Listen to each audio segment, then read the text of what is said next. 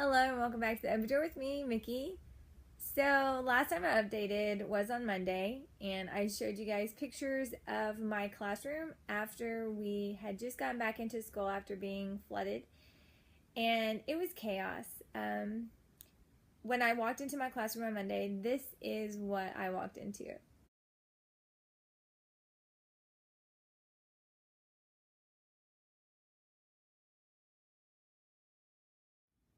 And when I first got there, I was really overwhelmed with where do I even start? There was so much stuff in my room. Most of it wasn't mine. And so the process of putting things back together was a tall order because at that point I was by myself. I got there really early and I just didn't know where to start, but I knew I had to start somewhere. So I just started with the most basic things that I knew I could carry on my own, like desks and textbooks, and putting them where I know they would go. And then after that, it started to get to a point where I was like, I still don't know what to do. And there was absolutely no way whatsoever that I could have finished that room without the help of so many people who came later on in the day. We ended up having more teachers who showed up. We had students and parents who showed up. And one by one, they were moving items out of my room, putting them into the rooms where they belonged.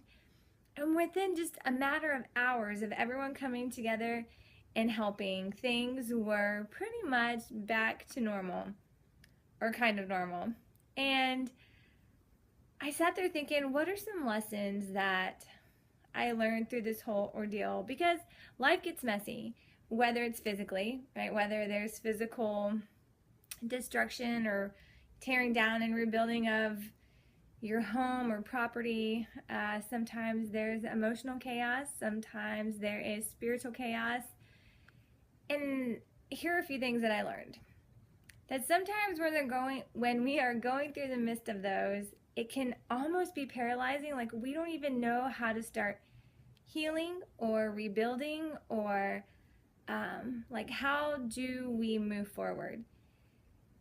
And here I have a few answers for you. The first is that whatever it is that you experience, whatever kind of chaos you're experiencing, start with the most obvious obstacles, or start with the most obvious things that you know don't belong or need to go somewhere else. So for example, if you have to clean up your house, start by taking out the trash, right?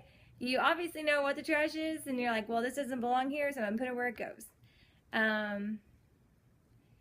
If it is emotional things or spiritual things, identify the very obvious things that are affecting the peace of your soul and your mind and get rid of those, right? Take out the trash. Take out those things that cause us emotional disturbances. Take out those things that cause us spiritual turmoil. Go to confession. Talk to somebody. One thing that I realized is that there is absolutely no way that we can do this by ourselves.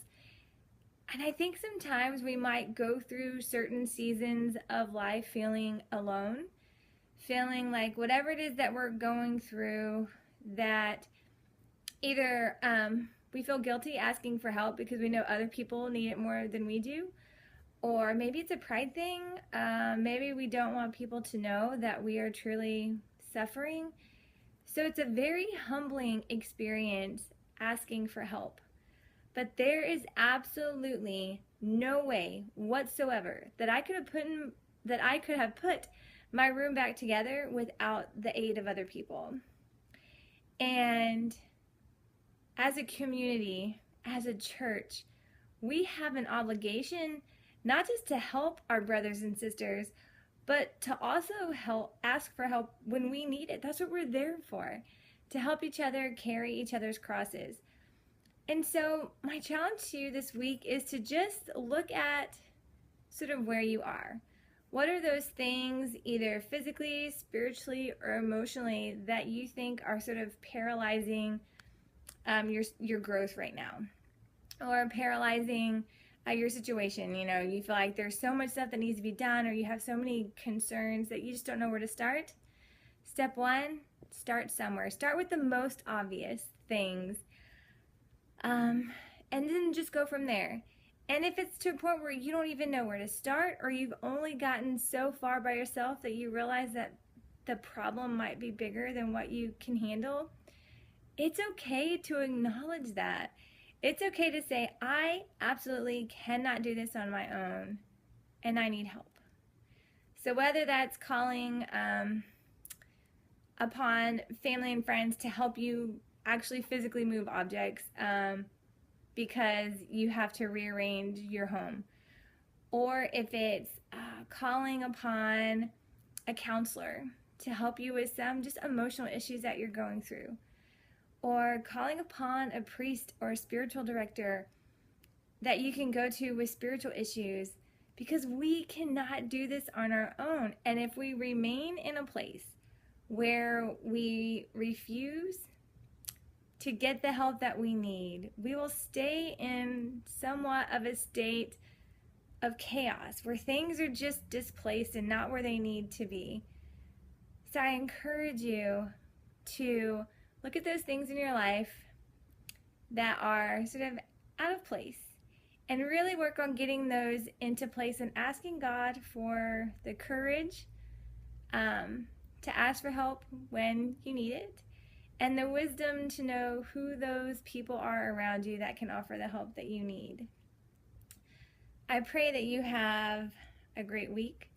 I pray that whatever situation you are in right now, that soon order and peace and tranquility will return to those areas in your life where it feels a little crazy. May God bless you and be with you throughout this week. Take care and God bless.